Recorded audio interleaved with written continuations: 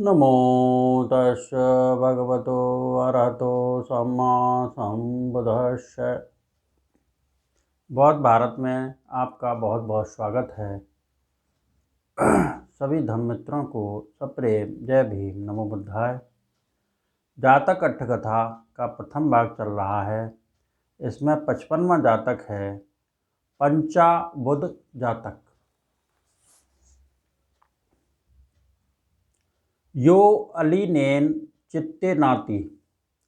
यह गाथा बुद्ध ने जेतपुर में विहार करते समय एक शिथिल प्रयत्न भिक्षु के बारे में कही।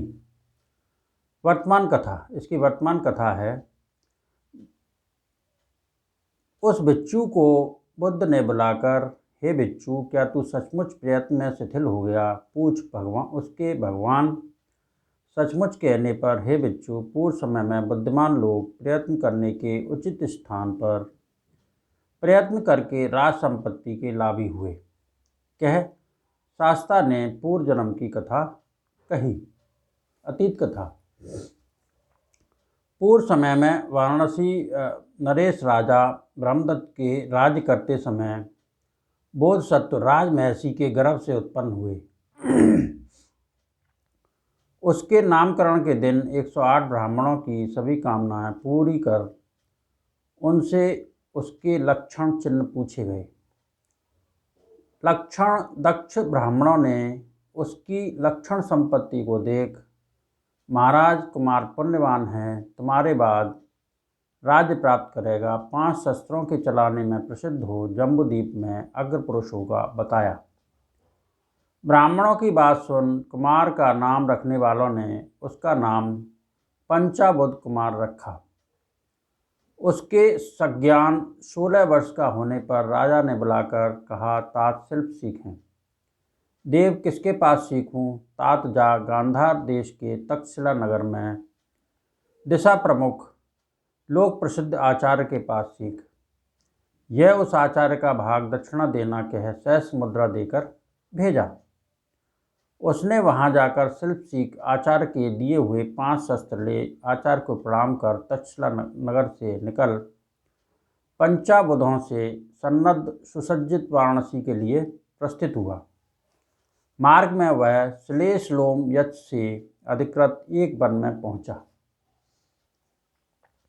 उसे जंगल के द्वार पर देख मनुष्यों ने, भो माणवक, इस जंगल में मत प्रविष्ट हो, इस जंगल में श्लेषलोम नामक यक्ष है।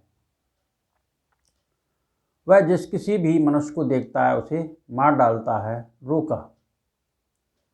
बोधसत्व अपने पौरुष पर विचार कर निर्भीक केसर सिंह सदृश वन में प्रविष्ट हो गए।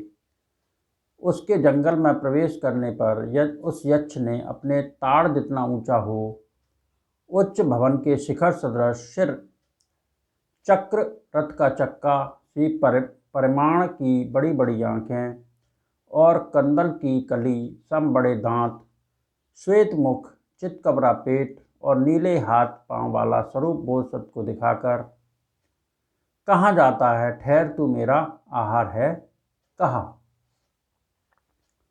बोधसत्व ने, यक्ष, मैंने अपने सामर्थ्य का अनुमान कर यहाँ प्रवेश किया है।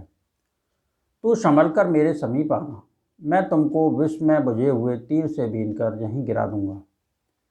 इस प्रकार धमका हलाहल विष से बुझा हुआ तीर चलाकर छोड़ा। वह जाकर यक्ष के रोमों में ही विलीन हो गया। उसके बाद दूसरा इस प्रकार 50 तीर छोड़े, सब उसके रोमों में विलीन होते रहे। यक्ष उन सभी तीरों को तोड़ मरोड़ अपने पैरों के नीचे गिरा बोधसत्व के समीप आया। बोधसत्व ने फिर भी उसे डरा खड्ग निकालकर प्रहार किया। 33 अंगुल लंबी तलवार रोमों में ही पड़ी रही। पश्चात उस पर शक्ति बर्छी से प्रहार किया, वह भी रोमों में ही चिपक रही। उसको भी विलीन जान मुदगर से प्रहार किया, वह भी रोमों में ही रहा। उसका भी विलीन रहना जान। हे यक्ष, क्या तूने मुझ पंचाबुध कुमार का नाम पहले नहीं सुना? मैंने तेरे अधिकृत वन में प्रवेश करते हुए धनुष आदि पर भरोसा कर प्रवेश नहीं किया। मैंने अपने पौरुष के बल पर प्रवेश किया। आज मैं तुम्हारा वध कर चूर्ण विचूर्ण करूँगा। यह निश्चय कर अभय सिंहनाद प्रकट कर भयंकर शब्द सहित दाहिने हाथ से यक्ष पर प्रहार किया। हाथ भी रोमों में चिपक गया। बाएं हाथ से प्रहार किया, वह भी चिपक गया। दाएं पैर से प्रहार किया, वह भी चिपक गया। बाएं पैर से प्रहार किया, वह भी चिपक गया। सिर से टक्कर मारकर उसे चूर्ण विचूर्ण करूंगा। सो सिर से प्रहार किया, वह भी सिर के रोमों में चिपक उलझ खो गया। वह 5 स्थानों पर आबद्ध लटकता हुआ भी पूर्णतः आसस्त सा निर्भय ही रहा। यक्ष ने सोचा, यह एक पुरुष सिंह है, पुरुषोत्तम है, साधारण नहीं। मेरे सदृश प्रख्यात यक्ष द्वारा पूर्ण रूप से पकड़े जाने पर भी डरता तक नहीं।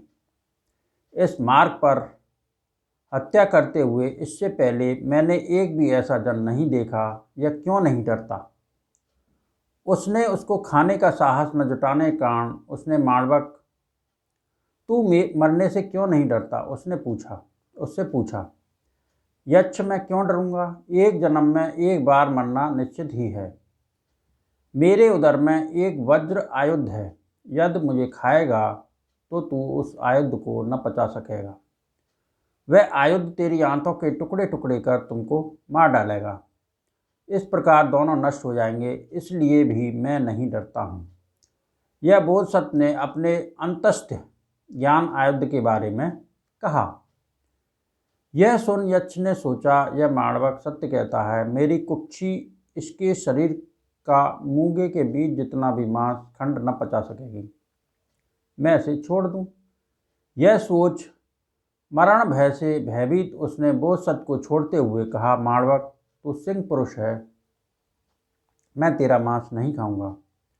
आज तू राहुमुख से मुक्त चंद्रमा सदृश मेरे हाथ से मुक्त हो जाति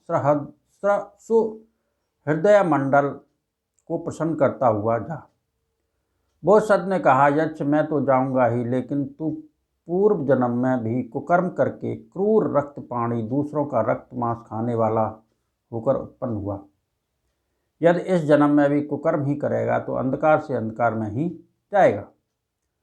मुझसे भेंट होने के पश्चात तू कुकर्म नहीं कर सकता। प्राणघात कर्म नरक में, पशु योनि, प्रेत योनि, असुर योनि में उत्पत्ति का कारण और मनुष्य योनि में उत्पन्न होने पर आयु कम करने वाला होता है।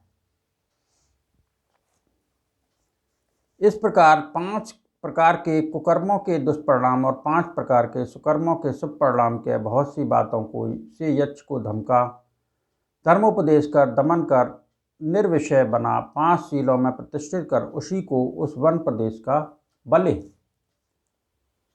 प्रतिग्राहक देवता रूप में प्रतिष्ठित कर प्रमाद रहित रहने का उपदेश दे। वन से निकलते हुए उसके द्वार पर रहने वाले मनुष्यों को यह वृत्तांत कहे, पंचा युद्धों से सुसज्जित वाराणसी जाकर माता पिता को देख आगे चलकर राज्य पर प्रतिष्ठित हो, धर्मानुसार राज करते हुए दान आदि पुण्य कर यथाक्रम परलोक गया। शास्ता ने भी यह धर्म देशना को ला। अब समृद्ध होने की अवस्था में यह गाथा कही। जो कोई उत्साही पुरुष योगक्षेम अरहत्व निर्वाण की प्राप्ति के लिए उत्साह युक्त चित्त से शुभ कर्म करता है, वह कर्मानुसार सर्व संयोजन के क्षय को प्राप्त होता है। इसका संक्षेपार्थ यह, जो व्यक्ति अलिनेन उत्साहयुक्त चित्तेन स्वभाव से ही उत्साही होकर और भी उत्साही हो, दोष रहित होने से कुशल शुभ 37 बोधिपाक्षिक धर्मों की भावना करता है, चारों योगों से क्षेम कर निर्वाण की प्राप्ति के लिए विशाल चित्त से विपश्यना में अनुयुक्त होता है, वह इस प्रकार सब संस्कारों में अनित्यता, अनात्म तथा दुख भाव को स्वीकार नई विपश्यना अंतर्दृष्टि से आरंभ करके उत्पन्न बोधिपाक्षिक 4 स्मृति उपस्थान, कायानुपश्यना, वेदनानुपश्यना, चित्तानुपश्यना, धम्मानुपश्यना, 4 सम्यक प्रयत्न, संवरणपधान, महानपधान, भावनापधान, अनुरक्षकपधान, 4 रिद्धिपाद, छंद वीर्य चित्त एवं मीमांसा, 5 बल तथा 5 इंद्रियां, श्रद्धा वीर्य, स्मृति समाधि प्रज्ञा, 7 बोधि अंग, स्मृति धर्म विजय, वीर्य प्रीति शांति समाधि उपेक्षा, 8 अष्टांगिक मार्ग, सम्यक दृष्टि, सम्यक संकल्प, सम्यक वाचा, सम्यक कर्मांत, सम्यक व्यायाम, सम्यक आजीविका, सम्यक स्मृति, सम्यक समाधि, धर्मों की भावना अभ्यास करते हुए क्रमानुसार एक भी संयोजन शेष न छोड़ सब संयोजनों का क्षय करने वाले चतुर्थ मार्ग के अंत में उत्पन्न होने के कारण सब संयोजनों के क्षय कहे जाने वाले अरहत्व को प्राप्त होते हैं। इस प्रकार बुद्ध ने अरहत्व को धर्म देशना में प्रधान स्थान दे 4 आर्य सत्यों को प्रकाशित किया। सत्यों के प्रकाशन के अंत में वह भिक्षु अरहत्व को प्राप्त हुआ। शास्ता ने परिणाम सामंजस्य द्वारा जातक का सारांश प्रस्तुत किया। उस समय का यक्ष अब का अंगुलीमल था। पंचावुत कुमार नाम वाला तो मैं ही था। पंचावुत जातक इन सत्य वचनों से सबका मंगल हो, सबका भला हो, सबका कल्याण हो, संसार के सारे प्राणी सुखी रहें, सुखी रहें, सुखी रहें। साधु साधु साधु।